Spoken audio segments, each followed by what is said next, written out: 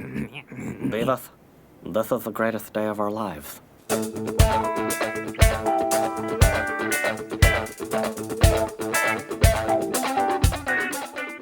Beavis and Butt-Head do America.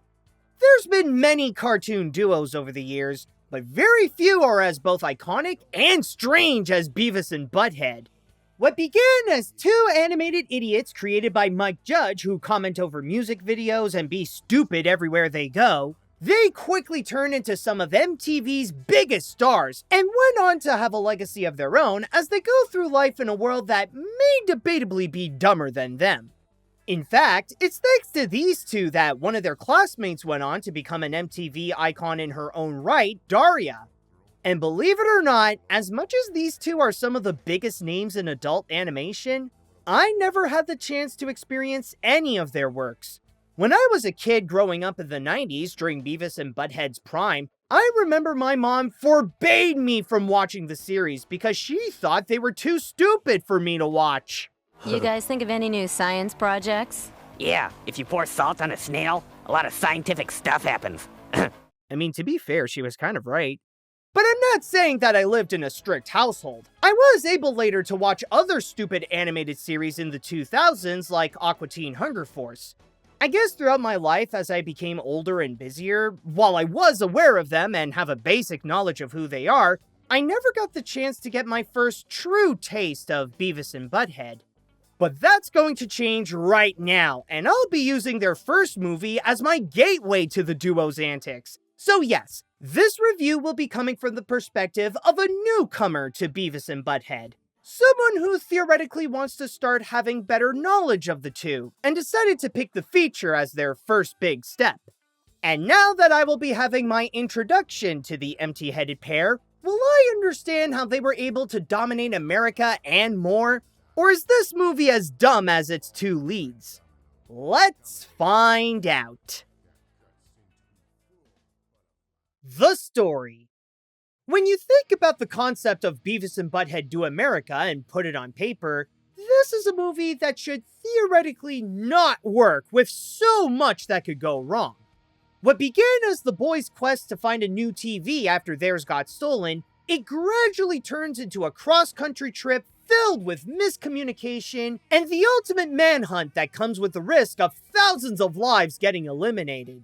And of course, they are absolutely oblivious to everything that's been going on around them. I think I found the remote. What the hell's going on?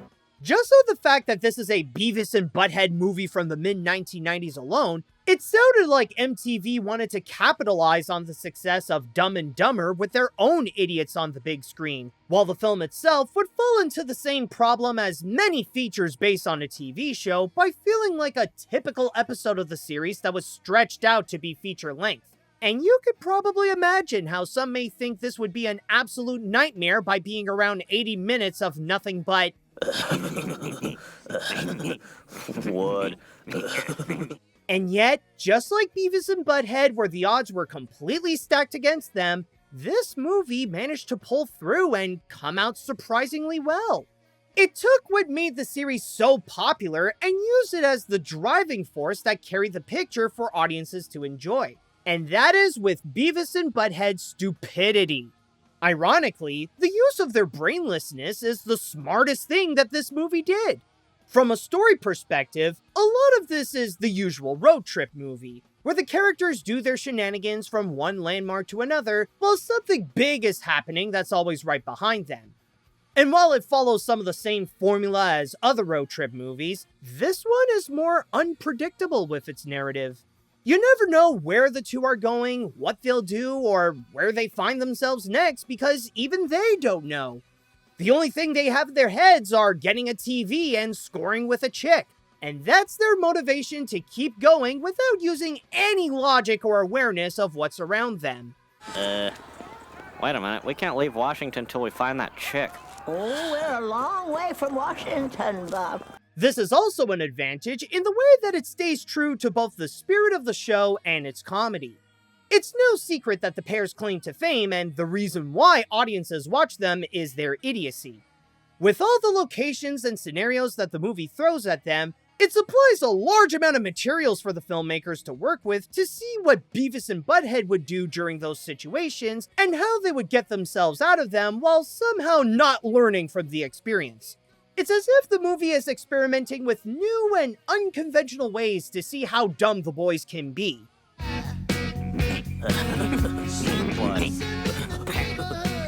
Why? However, I am aware that this type of comedy is not for everyone.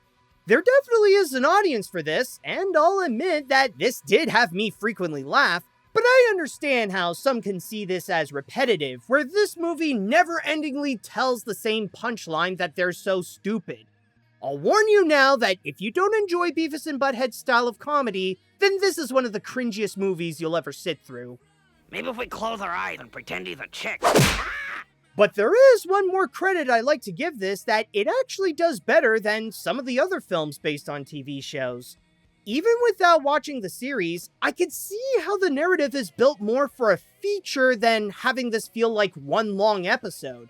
It's not just the two traveling across America in the hopes to get laid, but the movie continuously raises the stakes as it progresses, where they unknowingly find themselves in a life-threatening situation. And not only does this add a bit of intensity where their cluelessness led to more dangerous consequences, it also makes the plot more interesting with how everyone around them is not prepared for how dumb they can be. It's like part of the reason why they can get out of any situation is because no one can catch up with their mentality. And this presents the cleverness of Beavis and Butt-Head with the subtle commentary that we live in a stupid world, and society is dumber than those two for not being built to accommodate that. I'm sorry, how many Hail Marys? 1,000. And I want you to hit yourself. Right now. Now? Yeah. Would everybody love this movie? Most likely not, especially when the comedy can get a bit repetitive at times. But I will give it that it does require a good amount of intelligence to know how to craft a solid story about two idiots with no sense of direction going on an unforgettable trip. The animation. Much like the comedy and the tone, the animation stays true to what the viewers got on television. The same styles and techniques used to animate the show is pretty much the same as the movie, and the results are, at best, okay. It's passable and doesn't look terrible, but certainly far from the best looking animated feature at the time. My biggest criticism I have with the animation is how it has a very unpolished look. I'm not accusing the production for being rushed or that things went horribly wrong that caused it to look like this, but this could have really benefited to having a revision so that some of the weird looking parts can be fixed. It's one thing to have limited animation to compensate for having a low budget, but it's noticeable how in every frame that they talk, mostly when they're just being still, it's like they had to be completely redrawn with that new mouth position. Sure, the character animation in general is well crafted, but when the characters are only required to talk and not do anything else, it's off-putting to see their whole bodies unnaturally wiggling around. There's a wonderful and exciting world out there when we discover that we don't need TV to entertain us. But again, keep in mind that I'm speaking as someone experiencing Beavis and Butt-Head for the first time, and fans of the show are probably used to that quirk where it is fair to count this as a minor nitpick. However, there is another thing that makes this look unpolished in a literal sense. I'm guessing they didn't have the technology yet to digitally add the colors with computers and instead did it the old-fashioned way, but there are some scenes that look unintentionally messy with little bits popping in that's not meant to be there. I swear, there are times when I thought I should clean my computer screen after watching the film, only to realize it's the movie itself that's dirty. And I'm not talking about the boys' need to score. Any questions so far? Does she have big hooters? Yeah, she sure does. But other than those criticisms, the rest of the visuals are decent as is. The overall style is very much down to earth with mostly subtle movements, and while there is just a minimal use of lights and shadows, the designs find themselves in the middle of realism and caricature. Maybe there are some that could look a bit uncanny and weird with exaggerated features, but this is mostly meant to convey the same kind of world that we live in. So, for the most part, the animation is about the same level of TV quality that you get from the show. Maybe this won't continuously amaze viewers with the animator's capabilities, but I know that this does come with the benefit of staying true to Beavis and Butt-Head, where the series becomes a movie. And yet, Do America does deserve to have credit for putting in some effort to try a little more visually than what the show regularly offered. There is more variety to the backgrounds as the two find themselves in places like Las Vegas, Yellowstone National Park, and Washington, D.C., allowing the morons to have more environments to play around in. There are some camera angles and shots that show a more complex side to the animation that helps make the scenes and the cinematography more interesting and engaging, like with the action. And let's not forget the time when Beavis was hallucinating and the scene turns into a living Rob Zombie art piece.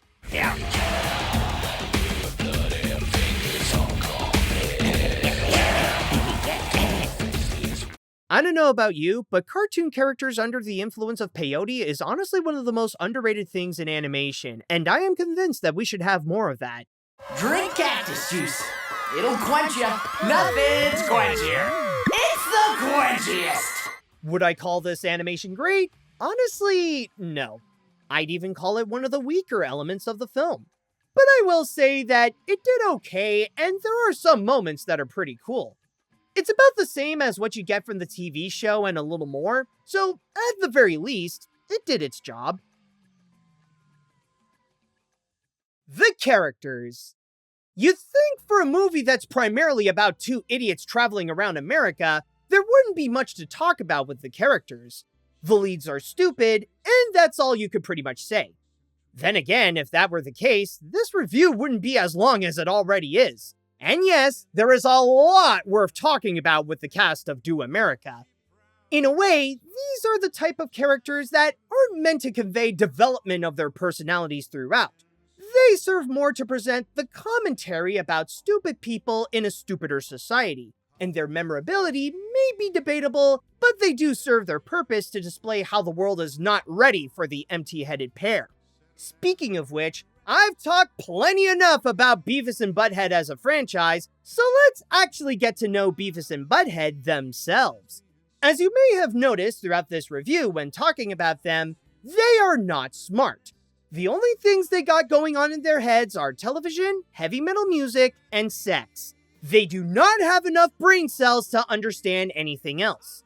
But like I said before, their dumbassery is the driving force of the comedy and story.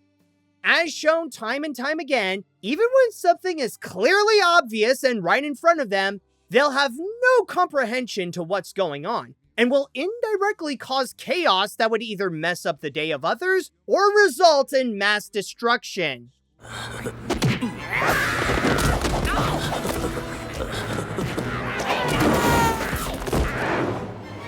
I guess it can be debatable if Beavis and Butt-Head are less characters and more MacGuffins, since they don't have much of an arc or growth that they experience, and more be the cause of the events that unfurl around them, on top of being the ones that the other characters are looking for with the subplot of holding a deadly device.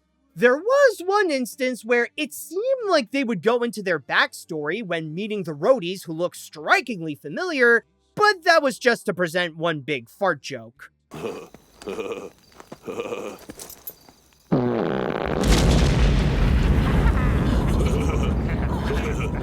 But in order to make the Beavis and Butt-Head experience complete, you need to have other people to fall victim to their absurdity.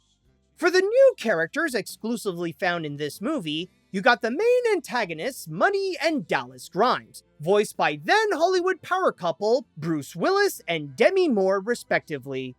They're a criminal couple with a complex relationship where Muddy wants Dallas dead, while Dallas is running away from the feds for stealing a biological weapon. And when you add Beavis and Butt-Head into the mix, their plans go all over the place where they have to keep recalculating to take advantage of what they have and the boneheadedness of the two. Washington? That's where she's gonna meet up with you? You know, I just might need you boys after all. All right, get in the trunk. Both of you. Now! There is also a sweet old lady voiced by Cloris Leachman named Martha, who just so happens to follow the pair on their journey, And the setbacks of her old age kind of puts her a bit on the same level as them, where they are capable of vibing with one another. Well, I hope to score big there myself. I'm mostly gonna be doing the slots. Yeah, I'm hoping to do some sluts too. Yeah. And then there's Agent Fleming, voiced by Robert Stack, the federal officer always pursuing Beavis and Butt-Head, believing that they are criminal masterminds. His role is to show how, even at a federal level, the two's idiocy can be falsely perceived as heavily calculated, where in reality, they have no idea what they're doing, resulting in the feds to also seem clueless in this scenario. I tell you, Bork, these guys are smart. Damn smart. They're probably 100 miles away by now. As for any other characters from the show, you do get some small appearances from their teacher David Van Driesen and Principal McVicker, but the one who is the most prominent among them is Tom Anderson, an Army veteran that's all about American entitlement whose purpose is to get screwed over by Beavis and Butt-Head shenanigans. Now wait right there, you're dealing with a veteran of 2 foreign wars. They're the ones been fighting. Don't worry about him. He's a prick that kinda deserves it, and his relative, Hank Hill, is much better anyways. That is not a joke, by the way. Tom Anderson is the prototype of Hank from King of the Hill. The influence that Beavis and Butt-Head has on animation should never be underestimated. Unspoiled and While this may not be the kind of movie to look for strong developing characters, and the performances are decent, except for the fact that it's sometimes obvious when the actors were recorded in completely different studios. Didn't see which way they went. Didn't see their vehicle. I don't suppose you tried to stop them. The most dangerous guys in America? No, thank you. I make $9 an hour. The characters do their jobs well to both convey the film's message and the signature fun you'd come to expect from Beavis and Butt-Head. Yes, they're stupid, but if that's what you're looking for, then they really got you covered.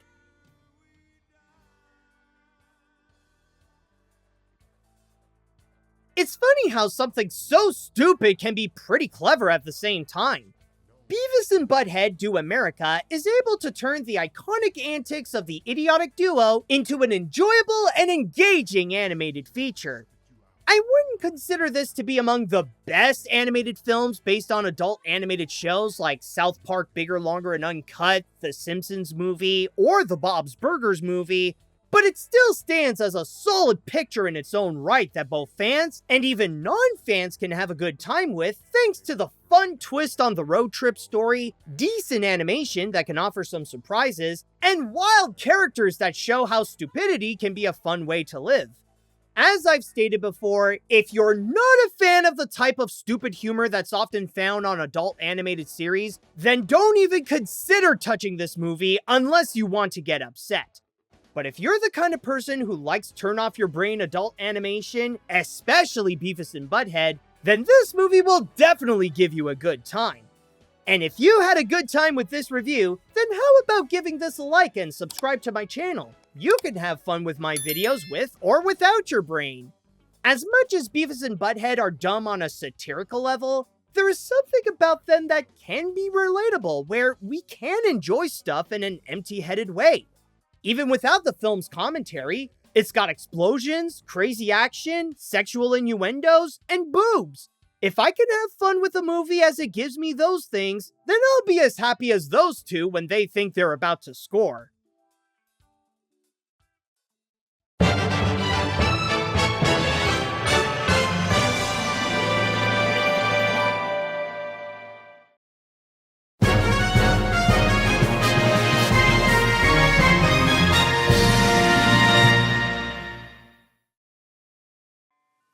Hey guys, this is Animat. I want to start things off by giving out a huge thanks to Tom Jackson, whose support on Patreon allowed him to get some amazing rewards, including this one, where he got to ask me to review Beavis and Butt-Head Do America.